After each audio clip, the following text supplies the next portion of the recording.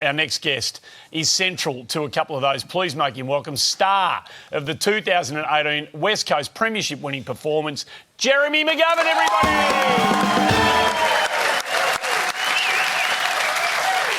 Hello, mate. Thanks for coming on, mate. Thank you. Thank you for coming in. As we said, from the West Coast Eagles. Do we all remember the West Coast Eagles? Remember? They used to be a powerhouse in this competition. Can't? Go home and ask your dad. Right. They'll tell you all about, used to strike fear into the hearts of teams all around Australia. What happened? The same as Richmond. I think we're only a couple of spots below them, aren't we? Well, all right, good point. But yes, we have fallen off the perch a little bit. Yeah, we have fallen off You'll the get perch. back there. How far away are you? Hopefully sooner rather than later, but I'd like to think in the next year or two for sure. Cool. Now, I want to get your career. We'll take a look at that in a moment. But apart from everything, I just wanted to point out you, I believe, achieved the greatest lap of honour in the history of the game. A moment you shared with your son. Beautiful. And it's a father-son moment. Beautiful. Watch this, and bang! That is great. That is great parenting right there. Now, a couple of questions. Who's your son giving the bird to? I was a dodgy reporter, I think. He was giving it to his pop. My dad. So your granddad, and what was your granddad doing? He was flipping the bird back. What a family unit. They were winding him up. That's how we say hello in WA. So perfect. And are your kids here tonight? Yes, there you go. Oh, no, wow. It's not. Magnificent You've got some career. big decisions to make, don't you? Public or private prison? I'm thinking both. How's he go when you ask him to clean his room? Yeah, no, I'll get the bird. Right. So it's, that kid will go on to play 300 games. Will You'll he? think I hope that, so. haven't you? No, I have. He'll be a superstar of this competition. Yeah, I hope so. He's he taken after Harley Reid and Baz. Baz, he loves both of them. So Should take after you because you're a bloody magnificent footballer and you Sure. had to give the game away prematurely, of course, because of concussion. But very few players play the game like you as a defender. In fact, you largely change the game. Every team in the competition wants a player like you. Was there ever a ball that you didn't think you could mark? no. How many Correct times answer. in your 189 games and your 5 All-Australians, your B&F and your Premiership, did you ever spoil a ball? No, I think once I tried to spoil.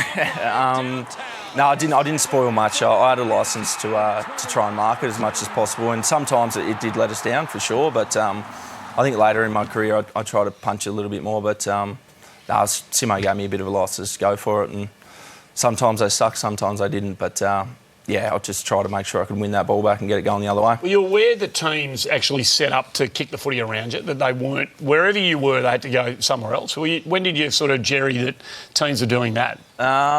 I think it was Ken's out the back, and I remember chatting to him, and they had a plan of kicking it on the ground. That was probably the first time that sort of happened. Yeah, but right. You just had to adapt, I think, which is a bit of a credit to us in a way, but at the same time they beat us convincingly. There was times you just had to adapt your game, which most, I think, players and AFL footballers do when they start playing some good footy. You've got to try and adapt, and I was no different, I guess, try to do that. Magnificent career. There's always signpost moments in careers, and the 2018 Grand Final. The story going in, which we'll touch on in a moment, was remarkable from your perspective, but there was a moment that we will remember forever, and it wouldn't have happened without Jeremy McGovern. Hoskin Elliott provided the contest. Talor provides the run. Kicks inside 50. McGovern, what a player. What a mark, Bruce, what a mark, and he goes to Vardy straight away. They need to keep going quickly. 2:29 remaining. Ryan with a big mark. He plays on. Ball to Sheeds, too long. Maynard can't get there. Sheed from the boundary. Needs to be inch perfect. He is. He's got the most impossible goal. Unbelievable. What a moment. What a moment. On behalf of all... We're up. They've gone early. The standing ovation. Oh, my God. Right. Standing ovation. magnificent. The audience went early. They couldn't contain their excitement, but that was on behalf of all the supporters who aren't Collingwood supporters. We thank you for that memory that we'll take with us for the rest of our lives. Nicky, thank you. Almost didn't happen. Is that right? I heard Simo talking to Adam Simpson talking about this morning on SM. How crook were you? We've had fitness tests this week for Lachie Neale, obviously. How crook were you leading into this grand final? I wasn't ideal for sure. Not at all, but... What was wrong with you? What did you carry in? Internal bleeding, but that sounds way worse than probably what it is. Yeah, no, it sounds pretty... It was an internal cork, really. Sounds bad, though. Yeah. Yeah, it hurt a little bit. For sure. It hurt a little bit. I didn't train all week. I didn't go to meetings, didn't do anything. I was just trying to get as healthy and as fit as possible to try and play. And then, late, literally the day before, we come half good and got out there. And when you were running, like in the lead up, not that you could do much running, but if you did try and run, what could you hear? Oh, yeah, a fair bit of movement in there. I didn't know whether it was my skin folds or my... or this big internal cork. But, as we got going, you could actually hear it. Slushing around in it. Yeah, slushing around a little bit and getting it moving, which was good. And It's probably not as bad as it sounds. it's just in an awkward spot, I think. But, we used a heap of different weird techniques to get it out. And then, my fitness test wasn't pretty, but Simo and the team let me play, which was good. And they don't win the grand final without you.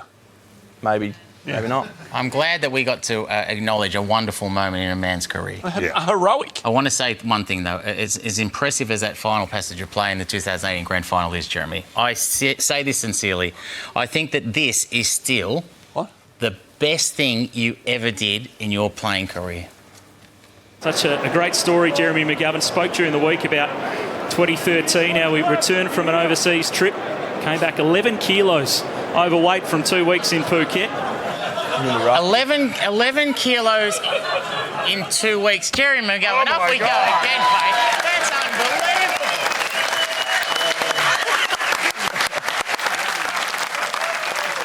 Extraordinary. Mate. Wow.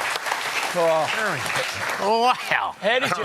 Jeremy, The last time an Aussie carried an extra 11 kilos in Thailand, they got the death penalty.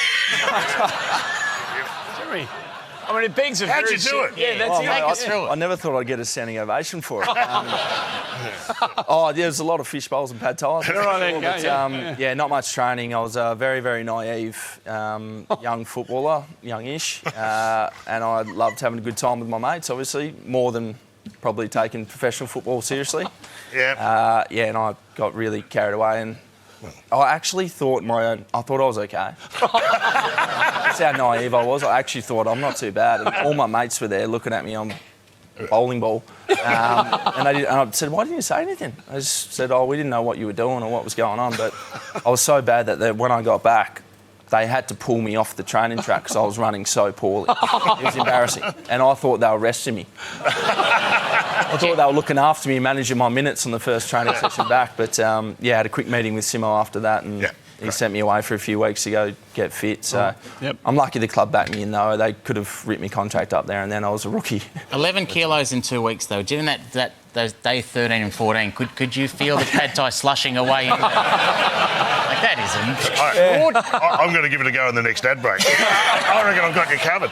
Hey, you're just a champion of the game and we've seen some highlights from you. There's only one knock on you, I think, and that is sometimes you don't treat the game with the respect it deserves. I don't like doing this, but here you are in your place of work and there you are on both ends. There's you and your mate. Giving it the Harry high pants. Now, that is not on. That is piss farting around at your place of work. I don't think it's right. And for me personally, I thought that was respectful. That's how everyone used to wear their shorts. No. Well, it's a bit rich from you. He's got to be better than that, mate. Bit rich, he does it. Bit rich from you two having a go at that performance, considering this footage of you two when you were in the early days filming a promo for this show. Massive show coming up. That's the fun. A bit later on tonight. Oh, And that's Jeremy. I missed 2 shows with a ruptured testicle. All right, now I think we've had that up there long enough. It is. Didn't know that you dressed to the right, Mick. That's anyway. That's the worst episode ever of Farmer Wants a Wife. is what that was. Jeremy, we'll get you back on one of these days if you'll come back, and we'll do the deep dive into your magnificent career. It's been a joy to have you on tonight. Enjoy everything the next couple of days have got to offer. Who wins? Have you got a thought? I'm going for Brizzy. Yep. I think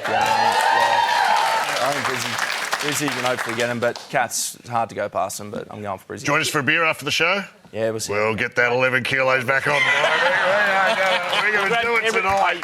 Commiserations on the way it ended for you, but congratulations on a wonderful. You're a superb We'll get you back. and we love Please it. come back. Thanks, Jeremy McGovern, our special guest. Don't go anywhere. Fahan, how good on the other side of the break. Ken Hinkley.